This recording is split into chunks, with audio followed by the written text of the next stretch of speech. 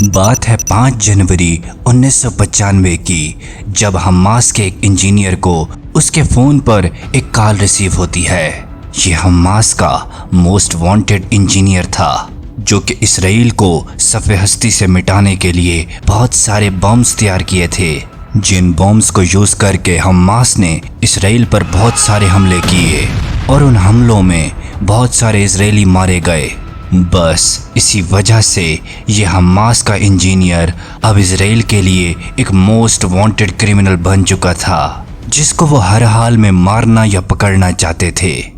बात है 5 जनवरी 1995 की, जब हमास के इस इंजीनियर के फ़ोन पर इसके फादर की कॉल आती है। तो ये कॉल सुनने के लिए जैसे ही कॉल रिसीव करता है तो वहाँ पर इसका मोबाइल ब्लास्ट हो जाता है और हमास का ये इंजीनियर मौके पर ही मर जाता है। हमास के इस इंजीनियर का नाम था याहिया अय्याश। हुआ कुछ यूँ था कि इजराइल ने इस इंजीनियर के फ़ोन की लोकेशन को ट्रैक करके फिर उसे हैक करके उसके अंदर ऐसा वायरस इंस्टॉल किया था जो कि बहुत ही ज़्यादा ख़तरनाक और एक्सप्लोसिव था। सो याहिया जिसकी भी कॉल को पिक करता तो उसके साथ होना यही था, यानी अगर वो किसी और की कॉल को भी पिक करता तो उसका मोबाइल फिर भी ब्लास्ट होना था, क्योंकि उस वायरस के अंदर एक ऐसी प्रोग्रामिंग को डेवलप किया गया था जिसके ज़रिए या जिसका भी फ़ोन सुनता तो उसका मोबाइल ज़रूर ही ब्लास्ट होना था। और आप यकीन नहीं करेंगे कि ये सारे का सारा अटैक हैकिंग करके परफॉर्म किया गया था। सो जहाँ पहले दौर में जंगें मुख्तलिफ हथियारों का यूज़ करके लड़ी जाती थी, वहाँ अब जंगें साइबर अटैक्स की सूरत में होती हैं और इन तमाम जंगों के पीछे हैकिंग का बहुत ज़्यादा हाथ होता है। बिल्कुल इसी तरह का वाक़या आज से कुछ दिन पहले ही हुआ है, जिसमें इसराइल ने एक मैसेज को सेंड करके पूरे लबनान कंट्री को अपना टारगेट बना लिया और हज़ारों पेजर्स डिवाइसेस के ज़रिए पूरे लबनान पर धमाके किए गए। हुआ कुछ यूँ था कि 22 सितंबर 2024 को तकरीबन 3 बजे के करीब लबनान में एक साथ बहुत ज़्यादा ब्लास्ट्स होते हैं और लोग बहुत बुरी तरह से इस अटैक में ज़ख्मी हो जाते हैं और कई तो इसमें मारे भी जाते हैं। और आप यकीन नहीं करेंगे कि ये सारे के सारे ब्लास्ट्स हैकिंग और साइंस का यूज़ करके किए गए थे और इन्हीं सभी धमाकों को एक बहुत ही चालाक प्लानिंग करके परफॉर्म किया गया था।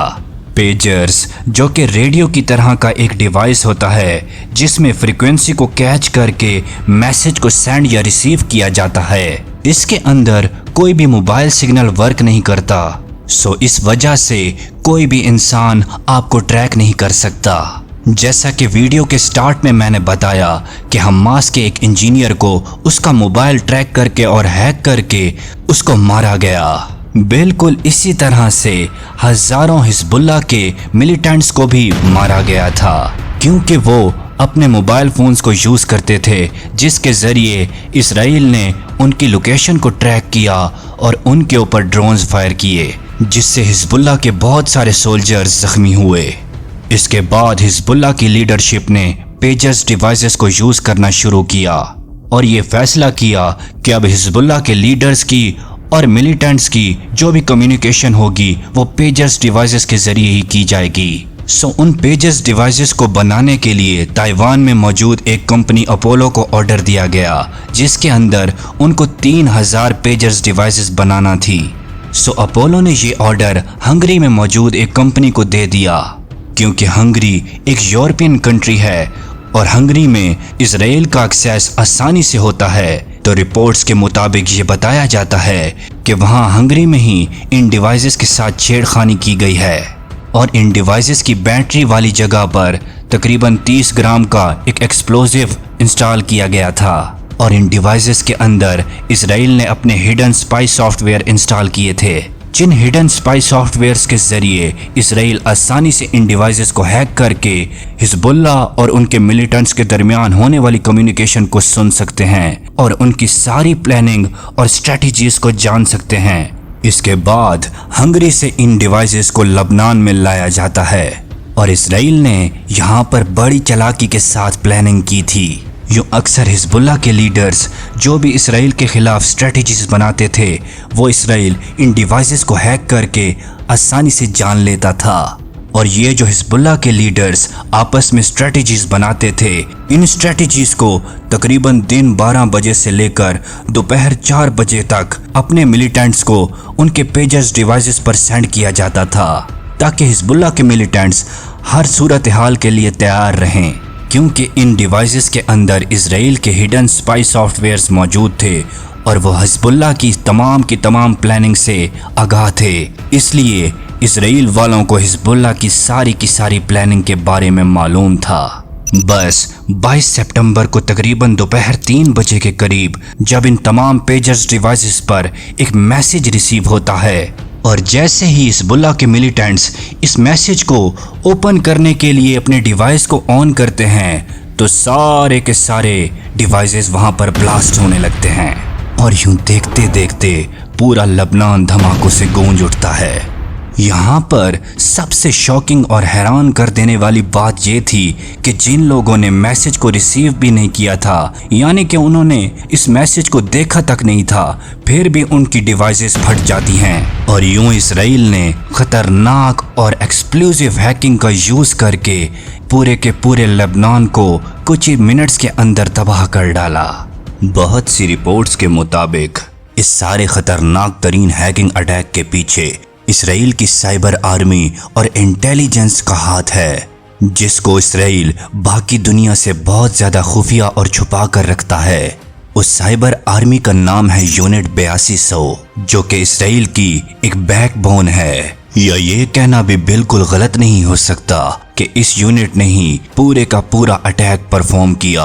और इसराइल अपने इस यूनिट 8200 का बहुत ज़्यादा ख्याल रखता है और इसको बाकी दुनिया से छुपा कर रखता है। और इस यूनिट 8200 को किसी भी देश के प्रेसिडेंट लेवल की सिक्योरिटी प्रोवाइड की जाती है, क्योंकि आप जानते ही होंगे कि इसराइल पैलेस्टीन, लेबनान और ईरान से जंग की सूरत हाल में है और इसराइल के पास एडवांस से एडवांस टेक्नोलॉजी मौजूद है। मगर आजकल जंगें हथियारों से ज्यादा दिमाग से जीती जाती हैं, इसलिए इसराइल ने अपनी इस पावरफुल साइबर आर्मी को तैयार किया है जो कि किसी भी देश को अपने खतरनाक तरीन हैकिंग अटैक से हिला कर रख सकते हैं। इसराइल के इस यूनिट 8200 के पीछे अब हर देश पड़ा हुआ है कि कहीं ना कहीं से इनकी कमजोरी उन देशों को मिले और वो इसराइल को नुकसान पहुंचा सकें। मगर इसराइल का इस यूनिट 8200 को बनाने का मकसद यही था कि वो दुनिया के हर देश के साइबर हमलों का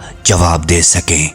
अब यहाँ पर एक सबसे बड़ा सवाल ये पैदा होता है कि पेजर्स डिवाइसेस जिनका किसी आउटर नेटवर्क से कोई कनेक्शन ही नहीं था, वो अगर ब्लास्ट हो सकती हैं तो फिर हमारे मोबाइल फोन्स जो कि एक्सटर्नल सिग्नल पर ही वर्क करते हैं वो कैसे बच सकते हैं और कैसे महफूज रह सकते हैं।